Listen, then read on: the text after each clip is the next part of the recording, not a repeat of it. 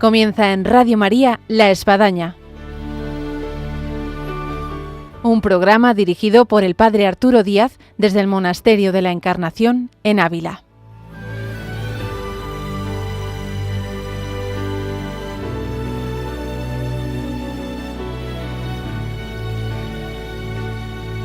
Hola, buenos días. Habla el Padre Arturo Díaz. Bienvenidos a La Espadaña, una espadaña más en la que nos encontramos en la vida y obra de San Juan de la Cruz con María Ángeles Álvarez. Un San Juan de la Cruz que ya fugó de la cárcel de Toledo y se encuentra con las carmelitas y va a poner de vuelta esos pies andariegos en otras fundaciones y en otros lugares que vamos a recorrer en este programa que ahora comenzamos.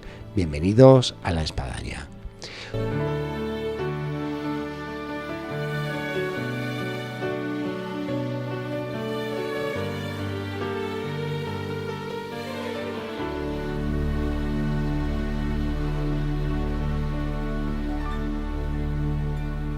Hola, buenos días, María Ángeles. Buenos días, un saludo, Padre. Un gusto después de este mes de octubre que hemos celebrado a Santa Teresa, con lo que ha llevado las fiestas que corresponden a esta santa tan querida y cercana en el Monasterio de la Encarnación, en nuestra ciudad de Ávila y en tantos lugares teresianos, y que arropa la figura de San Juan de la Cruz, con la que nos encontramos. San Juan de la Cruz que tuvo que salir de Ávila, como hemos podido relatar, y vivió esa cárcel de 9 meses en Toledo y que logró fugarse de esa cárcel, de la cual decíamos que si no se hubiese fugado por esa ventana que bien relatamos, quizás no tendríamos hoy en día San Juan de la Cruz. Sabemos que salió el pobre ya en las últimas, ¿no? Y que fue, como vimos en el programa anterior, atendido con todo el cariño y con todos los cuidados por las hijas de Santa Teresa, las carmelitas descalzas del convento de Toledo, que a espaldas de los carmelitas calzados que estaban persiguiendo al fraile, pues le ayudaron, le dieron unas peras con vino para restablecerle y sobre todo se quedaron muy impresionadas de verle cómo estaba. Por un lado, cómo estaba físicamente demacrado, medio muerto. Pero por otro lado, pues ver su espíritu tan puro, tan limpio, tan poético, ¿no? Decíamos que llegaron a escuchar en primicia los versos que él había compuesto en la cárcel y estaban las monjas encantadas de tenerle, pero él no se podía quedar allí, porque no podía quedarse allí en un convento de monjas. De manera que, las monjas, la priora, se pone en contacto con el canónigo de la Catedral de Toledo, don Pedro González de Mendoza, y les pone el caso del fraile, le da pena al canónigo la situación, y entonces se lo lleva al Hospital de la Santa Cruz para curarlo, y le pone encima del hábito descalzo que ya habíamos contado que las monjas le habían preparado en un momento al fraile, le puso un hábito suyo para que pasara desapercibido, y entonces se le llevó allí al hospital, un hospital que le llamaban de piedra. ¿Y por qué? Porque era un lugar donde dejaban a los niños abandonados y que entonces los dejaban allí sobre una piedra y por tanto, pues allí estaban los niños huérfanos y las amas de cría, y allí estaba el fraile, nuestro fraile Juan, curándose. En este tiempo, pues rápidamente la Madre Teresa, que como decía Padre, hemos celebrado su fiesta hace pocos días, pues se entera con gran alegría que el fraile, su hijo, está vivo, ¿no? Vivo. Y entonces, pues sabemos que ya le manda el día 21 de agosto de este año 1578, pues una carta a su padre Gracián, a su padre espiritual. Y entonces, voy a leerla porque es siempre como la emoción de la santa contando las cosas, ¿no? Sin que duda. Se lo cuenta a su padre, ¿no? Y así tenemos sus palabras. Dice así: yo le digo que traigo delante lo que han hecho con Fray Juan en su prisión, que no sé cómo sufre Dios cosas semejantes, que aun vuestra paternidad no lo sabe todo. Todos los 9 meses estuvo en una celdilla que no cabía bien, con cuán chico es, y en todos ellos no se mostró la túnica, no se mudó la túnica, con haber estado a la muerte, 3 días durante los cuales le dio el subprior una camisa suya. Es decir, que bueno, Que sobrevivió a tanta adversidad. Sí, sí, sí. Bueno, pues sabemos que había sido el carcelero el que le había ayudado y bueno, esto lo cuenta la santa muy horrorizada cuando se enteró de todo lo que había pasado el pobre fraile. Ahora, como esto nos llega a María Ángeles en un relato que solo vivió San Juan de la Cruz, pero cómo lo debió transmitir, sea al convento de Carmelitas de Toledo, como a la Santa Madre Teresa, como a su compañero el padre Jerónimo Gracián, de tal manera que nos ha llegado a nosotros. Claro, y que sabemos que estaba realmente muy, muy, muy delicado y que lo había pasado muy mal. Se pregunta al padre José Vicente Rodríguez y los investigadores, también los sanjuanistas, si sufrió San Juan el síndrome de Estocolmo, ¿no? Sí. Que contamos un poquito qué es el síndrome de Estocolmo, pues hay algún oyente pues que dice, cuando ¿eso existía en tiempo San Juan de la Cruz? Cuando alguien es secuestrado, pues cuando ya lleva un tiempo con los secuestradores, pues llega a identificarse tanto con ellos que les llega a coger aprecio y que se vuelve un poco del lado de los secuestradores, es decir, que ya no se siente privado de libertad, sino que se siente parte de los que le están haciendo eso, ¿no? Es algo que psicológicamente siempre ocurre con los cautiverios largos y duros. Parece que los estudiosos tradicionales nos dicen que, bueno, que de ninguna manera el santo tuvo un síndrome de Estocolmo. Pero el padre José Vicente dice que, bueno, que es imposible no llegar a sentir algo viviendo 9 meses en esta situación. Sí que es verdad que él tenía una oración profunda y que en esa oración profunda pues él era capaz de discernir pues qué era lo que le estaba pasando, ¿no?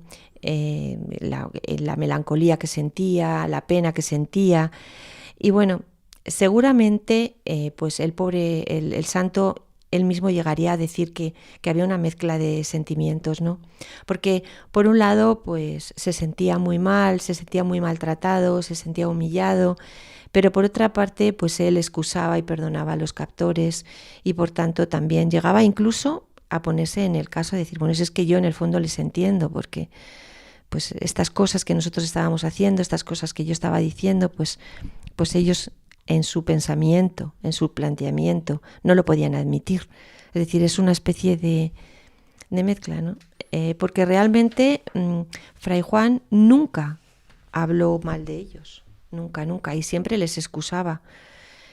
Por ejemplo, cuando hablaba con Ana de San Bartolomé de estos días de la cárcel, dice así: no piense otra cosa, sino que todo lo ordena Dios, y a donde no hay amor, ponga amor y sacará amor.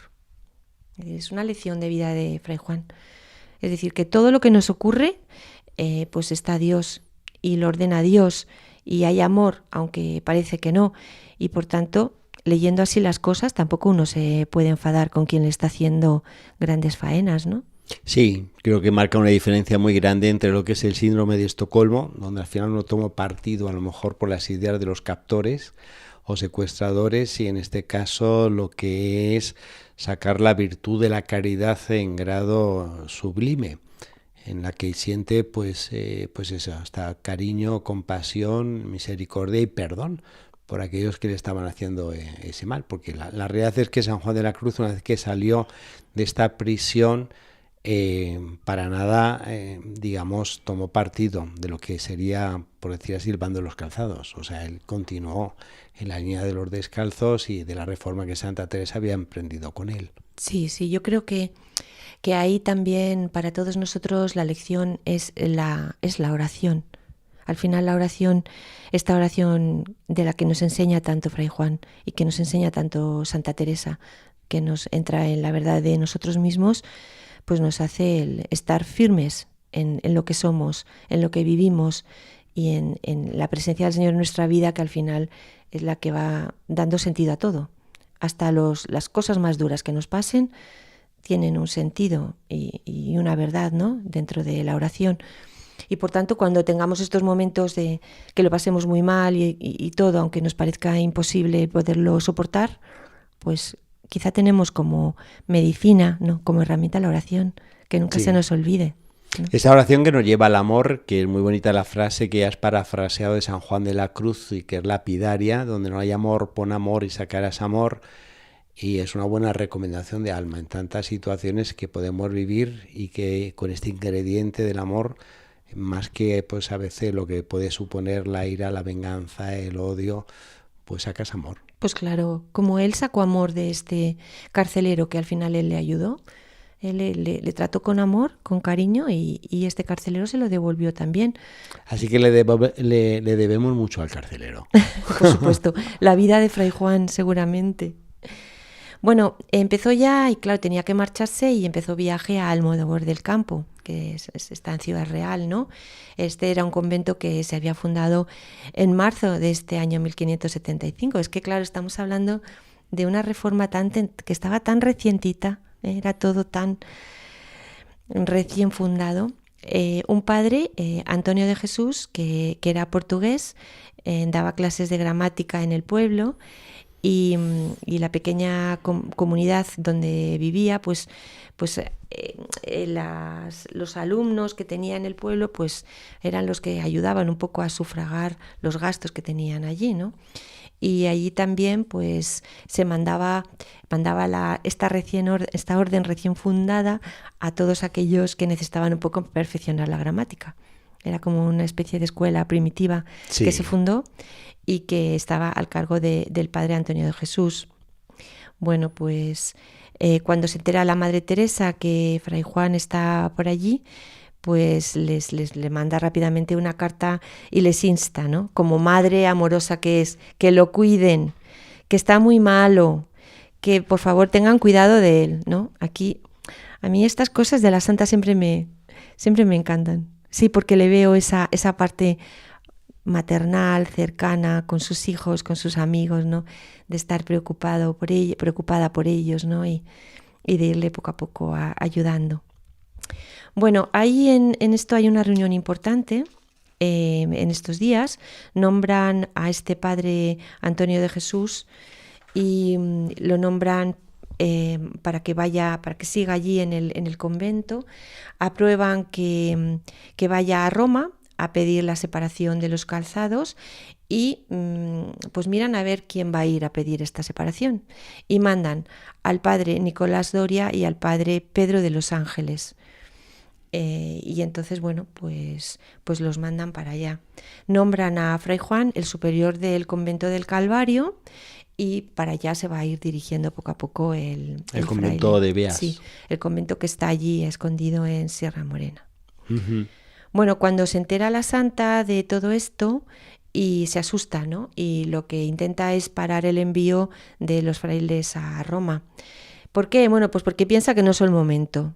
Que no es el momento habiendo muerto el padre general y también porque piensa que los pueden hacer presos, ¿no? Y que les va a pasar en Roma lo mismo que le había pasado a Fray Juan, ¿no? Realmente. Bueno, y como vamos a ver, pues algo realmente ocurrió, ¿no? O sea, va a ser un momento como muy convulso. Bueno, el envío a Roma sí que se hizo. Al final fueron a Roma Pedro de los Ángeles y Juan de Santiago. Y se quedó en Madrid el padre Doria. Hubo un cambio, pero bueno, se fueron para allá y al despedirse Fray Juan les dijo, parece ser proféticamente, iréis a Italia descalzos y volveréis calzados, ¿no? Y parece que, bueno, cuando estos enviados pues llegan ante el nuncio, cuando llegan a Roma, pues este se enfurece muchísimo, se descompone y empieza a lanzarles insultos a los frailes, llama a la Madre Teresa inquieta y vagabunda, ¿no? Que es esta es una de las cosas que siempre hemos oído que le llamaron a la santa, ¿no? Inquieta y vagabunda. Dice que todo lo acordado en Almodóvar es nulo, pone a los descalzos bajo la jurisdicción de los calzados y decreta la prisión de los principales sujetos de la reforma, apresando a los dos que tenía allí. Lo primero, como había dicho la santa y como también había intuido nuestro padre Fray Juan, uh-huh, excomulga a todos los que habían participado en este capítulo de Almodóvar. Como vemos, la situación es muy complicada entre calzados y descalzos y no se acepta la descalcez, como vemos, ¿no? Y por tanto, y también todas las penas de excomunión pues estaban ahí un poco para castigarlo a todos estos estaban en contra, ¿no? Como eran Fray Juan y como eran Santa Teresa, bueno. Es una situación no fácil de entender. Si hay algún oyente que no capta bien, bueno, tranquilos, es cuestión de seguir escuchando, leyendo, informándose, pero bueno, por poner un poco en contexto actual, es una orden religiosa de la cual, bueno, se viene a estar abriendo una nueva orden dentro de la orden, y claro, pues estos procesos no son fáciles, conllevan tiempo, estudio, consideración, en fin, y también pues hay que valorar que la Iglesia no en un abrir y cerrar de puerta, pues bueno, decir, pues venga, aquí otra orden nueva, ¿no? Entonces, pues es parte de ese proceso. Que ahora lo vemos en el tiempo y se ven las cosas mucho más fáciles y más claras. Claro, tenían mucha tensión entre los calzados y los descalzos y no los admitían el nuncio a los descalzos en este momento. Bueno, comienza el viaje nuestro santo pues ya al convento del Calvario, a Beas de Segura, ¿no?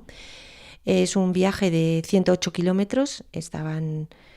Cuando he leído 108 kilómetros y el padre José Vicente dice 2 días de viaje, yo he dicho... una maratón, vamos. 50, y estaba tan malo el pobre fraile, Fray Juan. Más de 50 me ha parecido algo por día. Realmente sorprendente, ¿no? Y bueno, pasan una parada corta en el solitario convento de la Peñuela, pasan a través de un viejo puente por el que pasó Santa Teresa cuando llega al convento de las Descalzas. Y pues llegan a Beas de Segura. En ese momento la priora era Ana de Jesús, ¿no? La famosa beata hoy en día, que beata, ha ratificado el Papa Francisco en Bélgica. Sí. Y que que además era, como vamos a ver, pues va a ser una de las hijas de San Juan de la Cruz también, y que va a ser una de las grandes amigas del santo. Bueno, cuando llega allí, pues la madre Ana de Jesús ve a nuestro santo muy, muy demacrado, ¿no? Dice ella, venía como un muerto, no más del pellejo sobre los huesos, y tan enajenado de sí y tan acabado que casi no podía hablar. No, pobrecillo, ¿no? Con lo mal que estaba y encima este camino, como vemos, ¿no? Después de los saludos al llegar, pues la priora le pide a la hermana Lucía de San José que cante algunas coplillas para el santo, ¿no? Entonces le canta esas coplillas que dicen: quien no sabe de penas en este valle de dolores, no sabe de cosas buenas, ni ha gustado de amores, pues penas es el traje de los amadores. Bueno, son preciosas estos versos, ¿no? Sí. Muy bonitos, este traje de los amadores. Bueno, pues así también le pareció a Fray Juan. Nos cuentan que se emocionó profundamente. Y dicen las crónicas, dicen las monjas, y fue tanto el dolor que le dio, que el dolor en el sentido de impresión, ¿no? Fue tanto el dolor que le dio que le comenzaron los ojos a destilar muchas lágrimas y a correr por el rostro hilo a hilo, y con una mano se asió a la reja y con la otra hizo señal a esta testigo y a las demás religiosas que callasen y cesase el canto, y luego se asió fuertemente con ambas manos de la dicha reja y se quedó elevado y asido por 1 hora.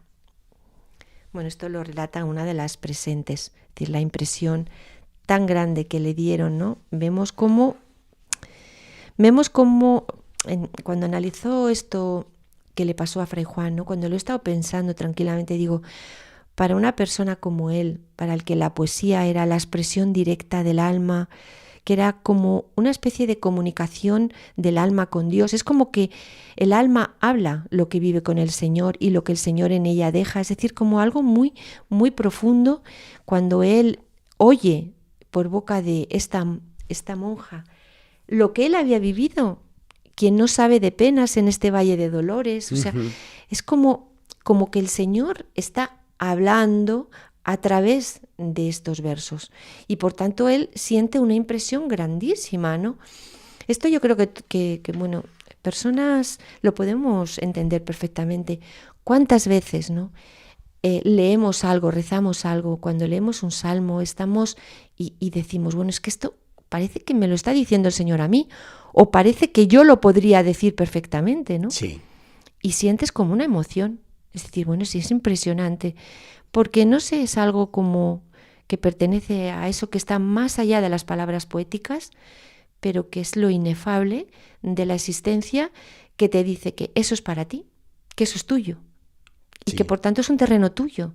Y él se sintió, yo creo, en este sentido tan profundamente interpelado, dicen dolor, porque fue impresión grande la que sintió, ¿no? Y se agarró, ¿no?, a la verja, como le ocurría aquí en los locutorios de la Encarnación, cuando hablaba de Santa Teresa sobre el Espíritu Santo. Una fuerte emoción que le hizo agarrarse a las rejas y quedarse ahí un ratito. Sí, sí, sí. No cabe duda que va más allá de las palabras, ¿no? Cuántas veces nos sucede en la vida que nos emocionamos hasta pues de ver una persona en lo lejos, querida, a lo que puede ser una música que tantos recuerdos me trae, como pues una poesía recitada, en fin. Todo lo que llevaba San Juan de la Cruz en su vivencia interior era tan grande que no cabe duda que las lágrimas le pudiesen aflorar. Claro. Bueno, luego parece ser que él explicó un poco, le debieron decir, padre, ¿qué le pasó? Que se vio usted tan impresionado. Y entonces lo dicen así, ¿no?, las crónicas, de lo que él contó de este momento. Dice que le había dado a entender nuestro Señor el mucho bien que hay en padecer por Dios, y que se afligía de ver qué pocas penas le daba a él para que supiera de buenas. Qué maravilloso. Me está trayendo a la memoria a María Ángeles, y es análogo con Santa Teresa cuando escucha también esa coplilla, ve ante mis ojos. Y también, o sea, va más allá de la letra y de la copla. Y cómo es impresionante, ¿no? Cómo este hombre que había sufrido tanto todavía dice que Señor, dame más que padecer, ¿no? Y muchas veces nosotros que nos ahogamos en un vasito de agua, ¿no?, y que le decimos al Señor, por favor, quítame esto, ayúdame en esto, no sé, cuando pensemos en Fray Juan y en esta enseñanza, de decir, bueno, Señor, dame lo que me tengas que dar y dame fuerza para soportarlo, ¿no? Esto es continuación de lo que luego tendrá San Juan de la Cruz, que bueno, ya lo contaremos en ese convento de Segovia con ese diálogo de ese cuadro que se conserva ya en el convento de Carmelitas de Segovia, del Cristo en la cruz, que le dice, pídeme lo que quieras. Exactamente. Sufrir Es más, decir, padecer por ti. Así que traje esto ya es un anticipo, lo que luego va a expresar abiertamente. estas penas, que como decía la copla de la monja, son el traje de los amadores, ¿no? Sí. Me parece una imagen poética muy, muy bonita. Bueno, el padre Fray Juan se detiene unos días en Beas. Entonces, bueno, pues la priora le sorprende a la santa porque le dice, ay, pues es que necesito, por favor, necesito que alguien ayude a las monjas y que las confiese. ¿Dónde busco a alguien aquí en Beas que confiese a las monjas? Y entonces le dice, pero bueno, pues si tiene usted ahí al lado a Fray Juan, aproveche que tiene ahí a Fray Juan, que se confiesen las monjas con él, ¿no? Y bueno, es curioso porque le llama la atención a esta monja cómo Fray Juan hablaba de Santa Teresa, ¿no? Porque la llamaba mi hija, y su hija, y entonces le llamaba la atención, ¿no? Porque claro, realmente el que podía ser el hijo por edad era él, ¿no? Sí. Pero realmente esto nos indica la relación que había entre ellos, ¿no? Que realmente era su padre. Él se sentía padre de Santa Teresa, padre espiritual, y Santa Teresa sentía que él era su padre, porque muchas veces se pregunta qué relación, ¿no?, había entre ellos. Hay muchas veces que personas nos preguntan o nos dicen, ¿no?, ¿qué relación crees que había entre ellos? Bueno, pues la relación es que él era padre de la santa, así se sentía, y la santa era su hija, ¿no? Esa relación espiritual tan bonita, ¿no?, que hay con los padres, que van más allá de ser simplemente un mero confesor, ¿no? Sí. Y bueno, y que le recomienda que sean las monjas de allí las que se puedan confesar con él, y que, como vamos a ir viendo también ya en el programa que viene, padre, todo aquello que había aprendido con las monjas de la Encarnación en Sí, el iba a Fray decir Juan, precisamente esto, los 5 años que aquí ya tenía entrenamiento. era el training que tuvo para luego pues confesar, por ejemplo, a toda esta comunidad de beas y a todas las demás, ¿no? Bueno, se confesaron algunas monjas. Una de ellas, Magdalena del Espíritu Santo, pues comenta un poco, ¿no? Dice: me llenó el interior de una gran luz que causa quietud y paz y particular amor al padecer por Dios, con deseos de adquirir las virtudes que más le agradaban, ¿no? Y bueno, simplemente comentar, padre, ¿no?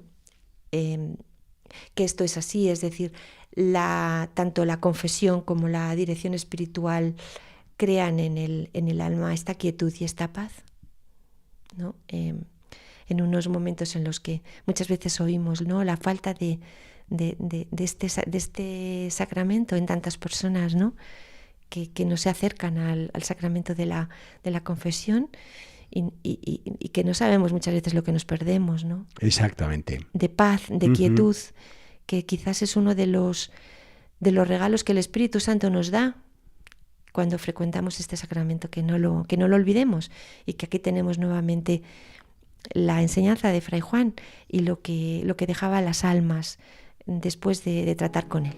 Pues queda aquí esta invitación, María Ángeles, muy pertinente a la luz de San Juan de la Cruz y este término del programa de hoy de San Juan de la Cruz como confesor de las carmelitas de Beas, lo que supone para nosotros sacerdotes el ejercer como ministro del sacramento la confesión y también de la vivencia como penitentes de este gran sacramento.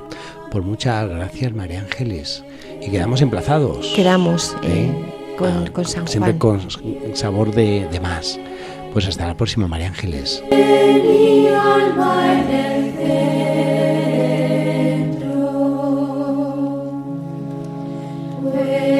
Llegamos así al final de nuestro programa del día de hoy de La Espadaña, vida y obra de San Juan de la Cruz, con María Ángeles Álvarez en este recorrido de la mano con la que estamos yendo con San Juan de la Cruz, y ahora pues esta etapa después de la liberación de la cárcel de Toledo, de verse en esos lugares hoy en día pues tan marcados por su presencia como es Almodóvar del Campo y Beas de Segura, y continuaremos en esa trayectoria y lo que supone esta vida que tanto bien nos ha marcado, que es San Juan de la Cruz. Hasta el próximo programa, Dios mediante, aquí en La Espadaña el viernes. Les esperamos.